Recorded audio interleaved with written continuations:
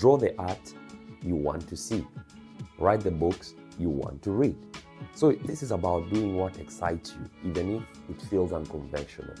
It actually reminded me of why I started this, ever-growing podcast that you're listening to.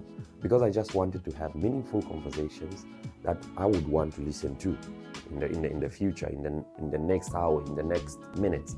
So conversations that really align to all, if not many, of my interests. Have you ever found yourself staring at a blank page and then you get this feeling like all the good ideas have already been taken? I mean, that can be frustrating. That frustrating feeling of, wanting to create something original, but thinking, it's all been done before, right? We have all been there. And I've been there because I was caught in that endless loop of doubt. But then I read this book from Austin Kleon, and it's just titled Still Like an Artist, and something clicked. Well, the thing that it told me and it reminded me is that nothing is truly original, and that itself is just okay, because everything we create is a remix of what we love and what inspires us. It's just doing the same things differently. All of a sudden, creating didn't feel like a competition. It just felt like a collaboration with the past, right?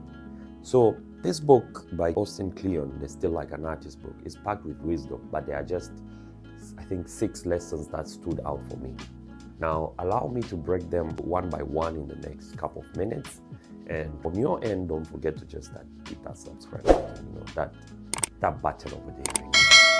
And if you read the book, I think you already might resonate with this lesson. And if you haven't, I really encourage you to add it in your next bucket list if you're a fan of books and all that, especially after finishing this episode. Yeah, you listen to the end and then we go to get the book. Now, let's get into it. The lesson number 1, nothing is original. I actually need to breathe first before starting this, because this was a game changer. Kleon says every idea is built on something that came before. So it's not about copying. It's actually about collecting influences and remixing them into something that truly reflects your unique voice. I want you to think of it like cooking. So in cooking, everyone is using the same ingredients. I will give you pepper, I will give you tomatoes, I will give you carrots, I will give you broccoli, or I might give you something else. And it's everything the same between 2 people, between even 5 people. But your recipe is what makes you special, isn't it? If you agree with me, I think now you get the message about it. You just have to find your unique voice. And now follow your interest. This second lesson is what really hit home.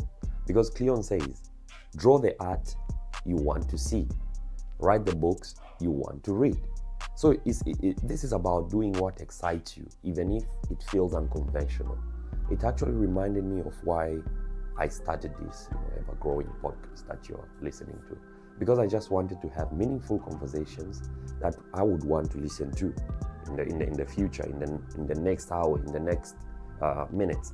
So conversations that really align to all, if not many, of my interests. So find your interests. And then the third lesson that tops up to finding your interests is embrace the constraints. I bet you know that sometimes the biggest breakthroughs come when we are forced to work within limits. I mean, you might have a little time to work, and that's when your mind works more, right? So Kleon talks about how these constraints spark innovation. This constraint can spark innovation. For example, filmmakers like Alfred Hitchcock, I don't know if you know them, but made iconic films on tight budgets, right? Which, on this point of view, you understand that instead of seeing your limits as obstacles, we ought to see them as creative opportunities. Because you just embrace the constraints and know that, if I break through out of here, this is where my breakthrough lies at. And then building on top of that is the lesson number 4, which is build your creative family tree. Now, a quick question I want you to think about is, who inspires you? Because in his guide, Kleon suggests that tracing your creative lineage, studying your heroes and the people who influence those heroes, who influence them, It's like connecting the dots backward to see where your creative DNA comes from. Let's speak from my point of view.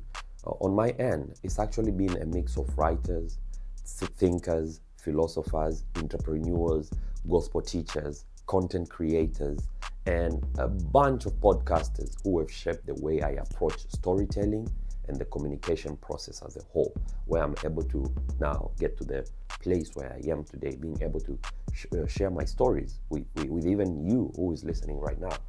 And then the next thing, the lesson number 5 that is important is share your process. Man, this one scared me at first. You know why? Because he really wants you to share your work in progress. You might be wondering why this is just so important. Why is it so important? Well, it simply builds connection and sparks collaboration. When you show your imperfect drafts and raw ideas, you're not just creating, but you're inviting others into your process. Seeing it from the positive side, let's say, the interconnectedness, brought by social media in our today's world, right? Is just extraordinary, amazing, where you're able to let more people know of your process and bring in support easily. So I actually take this, I want you to take this as polishing your resume publicly. You never know who might be watching and what they can do to help or support. So just try to share it with people, and then people will be able to advise and encourage and criticize where necessary, and you might come up with something great. And then the last lesson is keep showing up. Again, consistency beats perfection. We say this over and over. And in this book, just like any other books that I've maybe highlighted before, Cleon emphasizes the importance of showing up daily for your craft. It's not about waiting for inspiration, but rather building momentum, through small, steady actions. I actually love this idea of keeping, a logbook? Keeping a logbook to track your progress. No matter how tiny it seems, when you're fighting an addiction, let's say, when you're fighting an addiction, you don't just look for the big wins, but you keep record of every day's progress, right? Right? I mean, if you're fighting any form of addiction.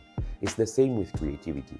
You don't look for those, bursts of energy moments to start doing it. Rather, you continuously do it until you get what you envision in your brain, right? That's how I have seen any startup founders operate.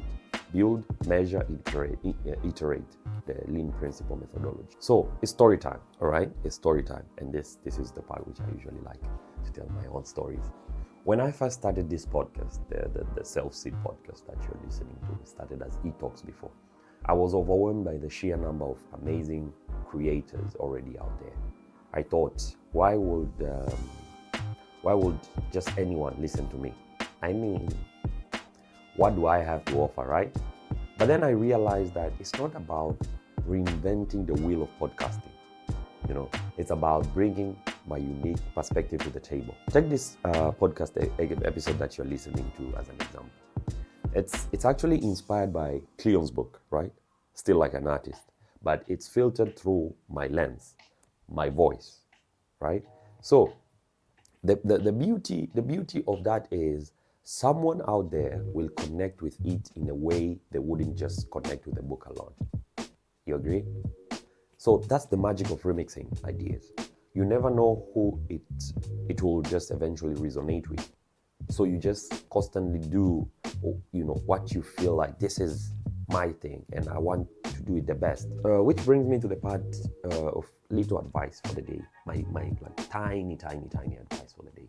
Well, if you're feeling stuck creatively, grab this little advice and run with it as you're running away from temptations. I don't know why I thought I should say it like that. As if you're running away from temptations, yeah? The first little advice I have is just start collecting your influences. Write down what really inspires you, right? It could be a verse from the Bible, a quote, a painting, a melody, someone around you, anything, and then use it to fuel your own work. Try to look for inspiration and then change it to your own thing. And then I want you to follow what excites you. This is the second advice I have for you. Stop worrying about what's trendy or what's cool. Just trust that your passion will shine through. work with what you have got, and don't wait for the perfect tools or circumstances. Just start now, even if it's messy, my man. Just start now, even if it's not so beautiful. Just start, and then eventually it will, become something better. And then the little tip I have, number 3, is share your journey. Post that rough draft, that first sketch, or that unpolished idea. You'll be surprised at how it connects you to others. I have experienced that firsthand. Just use your cycle friends and media outlets wisely. You never know in your cycle, or someone might see your work and just, it just comes in a variety of ways, advice or collaboration and all that. Now, the next advice I have is show up every day. Creativity isn't a one-time thing, it's a habit. Let's say the iMac or desktop of today isn't the same as the iMac or desktop created in the 90s, when they were first starting. So commit to small, consistent steps and just watch how far they can take you. And so there you have it. I know it has been a quick, short episode, but you have the 6 awesome lessons from Still Like an Artist that I learned, which can also transform the way you think about creativity today. So whether you are an artist, an entrepreneur, a writer, or a podcaster, or just someone who wants to create something meaningful, Cleon's message is clear. You don't have to be original, you just have to be you. You don't have to be original, you just have to be you. And eventually you will come up with the greatest idea that you thought doesn't exist. So until next time, keep learning and keep creating. This is the SelfSeed podcast.